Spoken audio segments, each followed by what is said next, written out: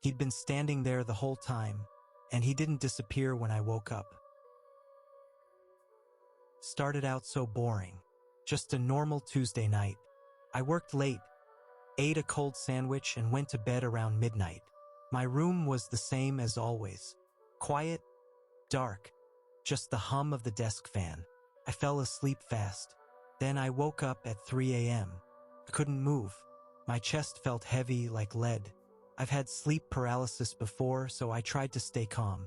But then I saw the corner by my dresser. There was a shape, a silhouette of a tall man in a wide-brimmed hat. He was just standing there impossibly still, darker than the rest of the shadows. Then he tilted his head, just a little, like he was watching me. It didn't happen every night. That's what made it worse. I'd start to think I was safe, then I'd wake up and the air would be like lead. Frozen. Again. My heart would hammer against my ribs.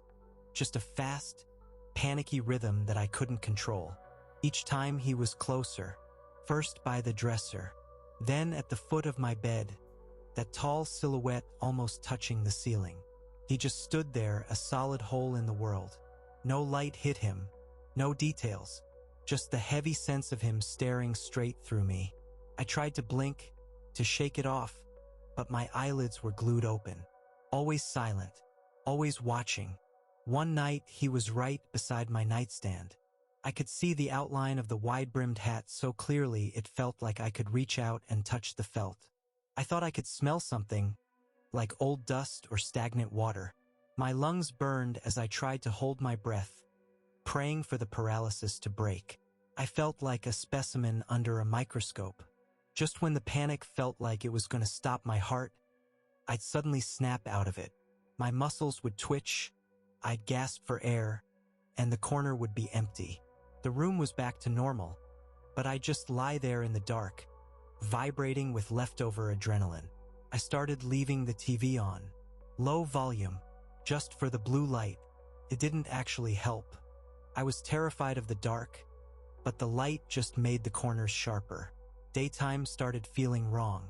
I felt like I was moving through deep water. Everything was slow and muted. People would talk to me at work and I'd just stare at their mouths, trying to remember how to form a normal sentence. I told myself it was just sleep deprivation, a glitch in my wiring.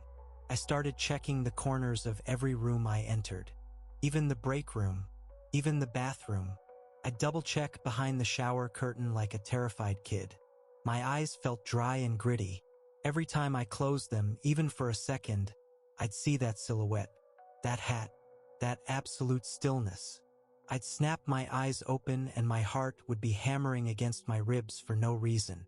I bought blackout curtains. Then I tore them down 2 days later because I couldn't stand not being able to see the door. I was losing time too. I'd look at the clock and it would be 2 p.m. Then I'd blink and it was nearly 5 o'clock. I don't remember what happened in between.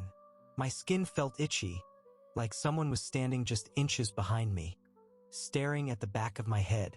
I kept spinning around in my chair, but there was never anyone there. Just empty space.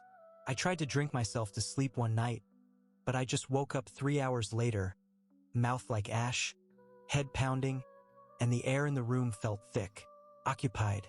I wasn't just tired anymore. I was vibrating.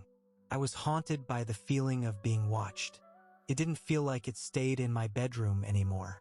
I started feeling that heavy, cold weight in my car, at my desk, even at the grocery store. It wasn't just waiting for me to sleep. I'd leave the office and feel it in the back seat.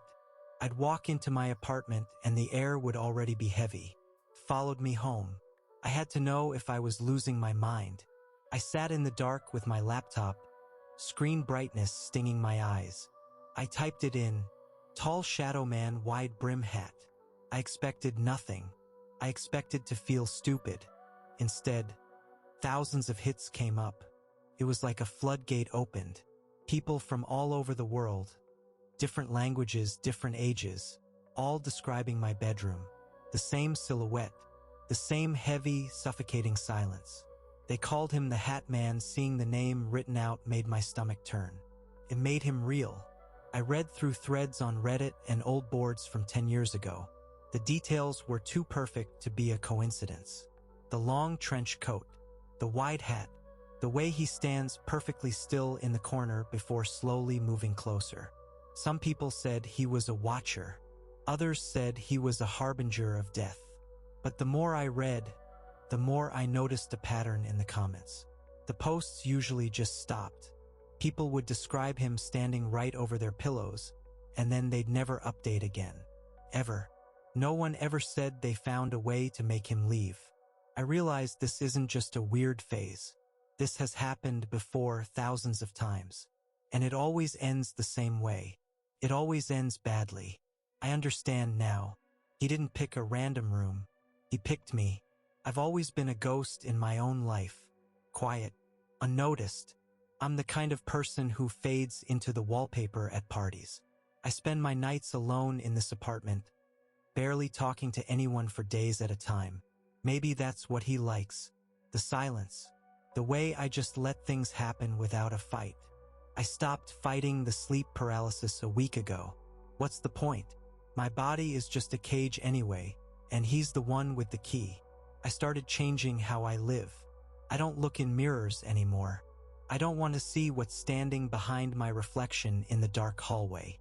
I keep every light on, but he doesn't care about bulbs. He's not a shadow from a lamp. He's what the lamp is trying to push away. Neighbors think I'm a freak. I carry a pocket knife now, though it won't cut air. It's for the weight in my hand, to feel something solid. I drink coffee until my heart shakes just to stay awake an extra hour. But he's always there, waiting. He's in the corner of my eye when I'm brushing my teeth. He's there when I'm staring at the microwave. It's not even scary in a screaming way anymore. It's just heavy, like a blanket made of lead draped over my shoulders. I've stopped trying to find a way out. There is no out. You don't escape your own shadow. You just learn to live with the fact that it's taller than you, more solid than you. I wake up, I see the hat, I see the coat, and I just sigh and go back to sleep. My brain has decided this is just how it is. He's a piece of furniture, part of the lease. The terror has turned into a dull, vibrating ache. A constant, buzzing background noise that never stops. I'm used to him being there. That's the most terrifying part of all. I woke up at 4 a.m. This time I could move. My hands weren't frozen. My chest was light. I sat up and reached for my water. He was right there, not in the corner. He was standing 3 inches from my bed. I didn't scream. I didn't even jump. I was just tired. Tired of the watching. Tired of the heavy air. So I made the mistake. The same one everyone eventually makes when they're exhausted enough.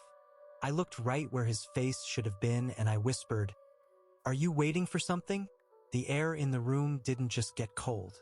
It disappeared. It was like a vacuum. He didn't move fast. He just leaned down. Slow. Heavy. That's when I realized it. As long as I ignored him, he was just a shadow. By speaking, I made him a person. I didn't feel fear anymore. I felt something much worse. I felt like I was finally handing over the keys. I wasn't the owner of this room anymore. I was just the ghost living in his. Time is a mess now.